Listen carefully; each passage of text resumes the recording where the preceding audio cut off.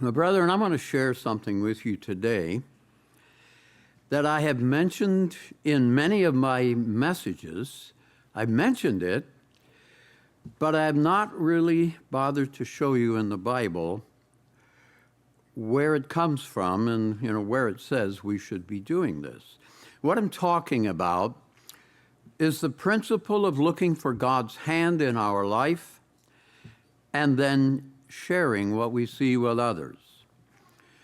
Recently, while I was looking through some old Bible study notes, I found a Bible study that I had done some 25 years ago. Actually, I did it in response to a question I was asked by someone who was going through a very severe trial at the time. And the question was this: what do you do when God doesn't seem real? When he just doesn't seem to answer your prayers? Well, brethren, we understand, as I've covered in the last couple of messages, that God is always with us, guiding and helping us, and that Christ promises to never forsake us or abandon us. And yet, there are times in every Christian's life when it may feel that God is not real enough to us. I'm not talking about doubting God's existence, but rather those times when he seems to be far off and not involved. Those times when our prayers and our needs seem to be going ignored. And sadly, this kind of discouragement happens to all of us from time to time.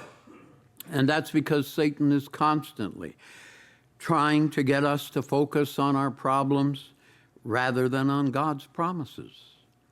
He wants us to feel helpless, to feel sorry for ourselves. He wants us to focus on how unfair we are being treated.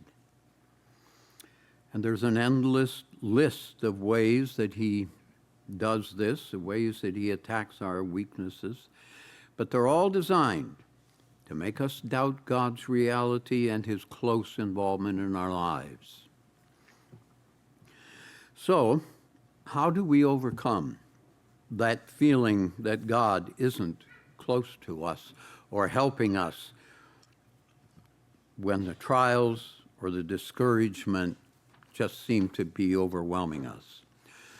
Well, when I was asked that question 25 years ago, it occurred to me that if God doesn't seem real or involved in our lives, we need to go looking for him. And that prompted a study that led to examples of people who did just that. People like David, Elijah, Jeremiah.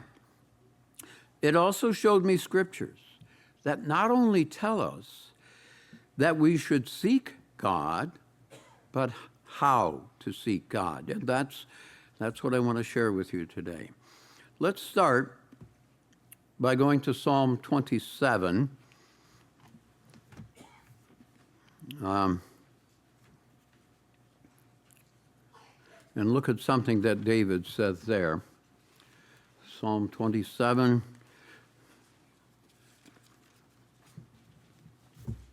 Go back and forth enough times and eventually you find it. Psalm 27. In this psalm, the first part of it, David remembers how God has promised to help him.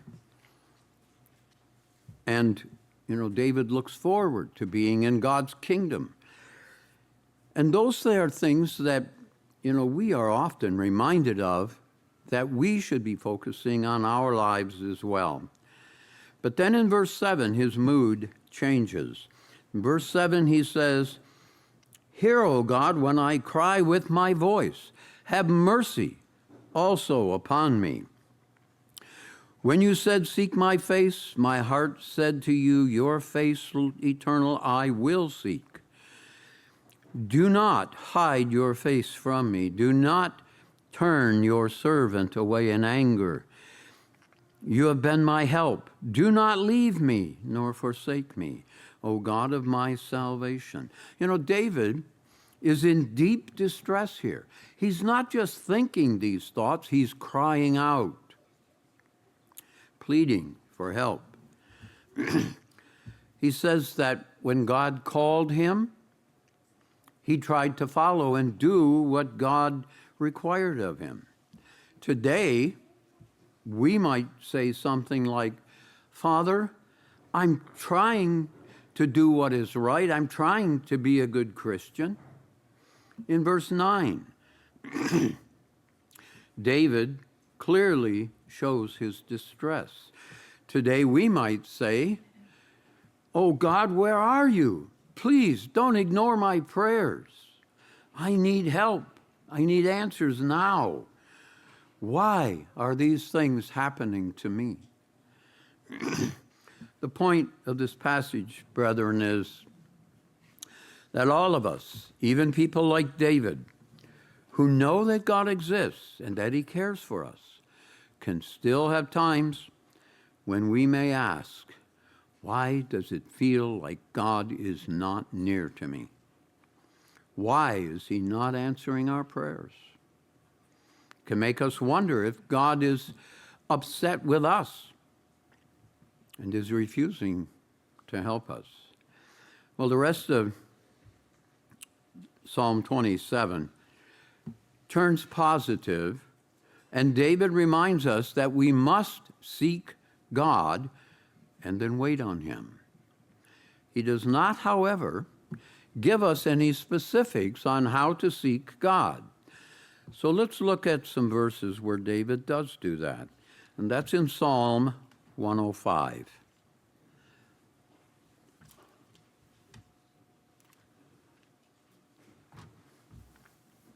Start in verse 1. 105, verses 1 to 5, we're going to look at. David says, Oh, give thanks to the Eternal, call upon his name, make known his deeds among the peoples. Sing to him, sing psalms to him, talk of all his wondrous works. Glory in his holy name. Let the hearts of those rejoice who seek the Eternal. Seek the Eternal in his strength. Seek his face evermore. Remember his marvelous works which he has done, his wonders and the judgments of his mouth. Seek the Eternal. Seek his face. Remember his marvelous works.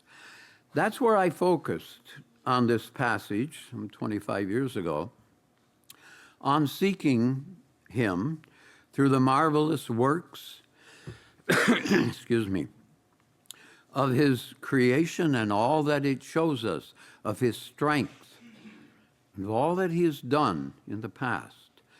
But you know, understanding God's greatness does not always help us a lot when we can't feel his closeness. Actually, though, we are told much in these verses. When God says that we are to seek his face evermore, he's telling us that we must seek him constantly so that we can be face to face with him. That is a close relationship. He wants him to seek him so that we don't have to come to him in a way that says, is there anybody up there? Hello, we need some help down here. Nor does he want us to seek him in an attitude that might be described as crawling on our hands and our knees, tugging lightly at the back of his robe and saying, God, I know that you're very busy with all that you've got to do, but if you don't mind, I'd like a little help. No, God wants us to seek his face. He wants us to feel that we can come to him face to face and speak to him like Abraham did, like David and Elijah did. Respectfully, yes, but face to face like somebody we know well, like a good friend. And frankly, brethren, I suspect that most of us wish that we felt that way a lot more than we do. So again, how do we do that? Let's go back to verses 1 and 2, because they tell us at least 3 ways to seek God and to come face to face with him. In verse 1 it says, "O give thanks to the Eternal, call upon his name, make known his deeds among the peoples, and sing to him, sing psalms to him, talk of all his wondrous works." You know, those are the verses that are the basis of my frequent comments about looking for God's hand in our lives and then sharing what we see. Let's just go back and do a quick review of what those verses say point by point. Give thanks. You know, thanks for who God is and what he has created and what he is creating. And that means that we have to study and to think about who he is and his plan for humanity, and even more so, about his plan for each of us as an individual. You know, we have to understand that we actually may see very little of either of those really, but we can understand some, and that should excite us.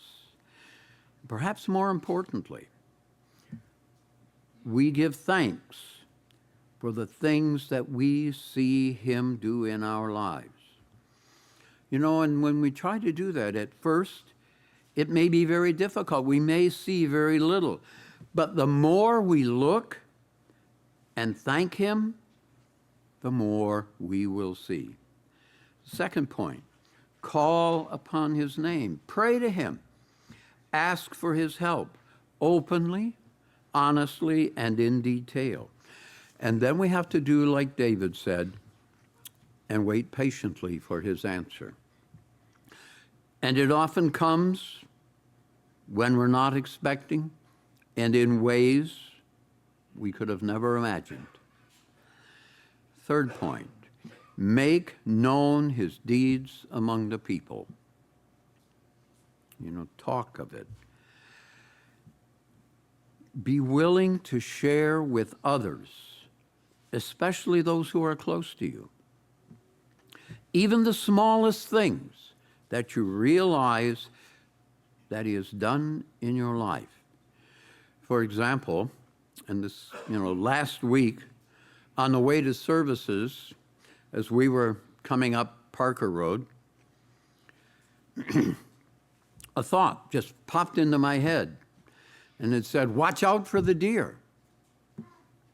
Half a mile later, a young deer suddenly appeared in the middle of the road and stumbled. But thankfully, because of the warning, I'd slowed down just enough to be able to miss the deer without having to slam on the brakes or swerve the car. I just went around it. And we thank God for that. You know, it's a small thing. But we had prayed when we asked blessing over our food in the morning that God would also protect us as we were traveling to church, and that he would protect all the brethren. And he answers even those little prayers. The more that we are willing to recognize the little helps, like that, like a little warning, and then willingly talk about them with other people, the more we will see them. At least that's been my experience, over the last, I don't know how many years.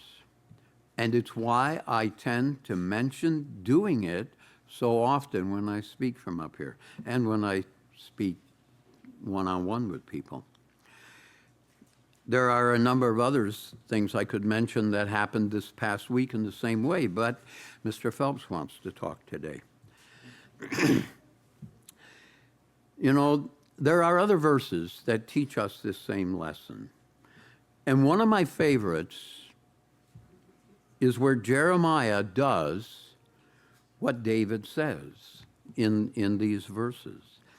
It's in Lamentations chapter 3, which is actually a pretty depressing chapter, because Jeremiah is watching Jerusalem be overrun by, the armies of Babylon. And they're killing people, enslaving people, people that he has known and tried to help all his life. People he tried to save from the very events that he is now watching. And this was obviously a very low point in his life. Obviously, very depressing. Because in verse 8, he says this: "Even when I cry and I shout, he," meaning God, "shuts out my prayer." Jeremiah did not think God was listening to his prayers. But then he realized something. If we go down to verses 21, 22, these are some of my many favorite verses. Jeremiah says, "This I recall to mind. Therefore I have hope.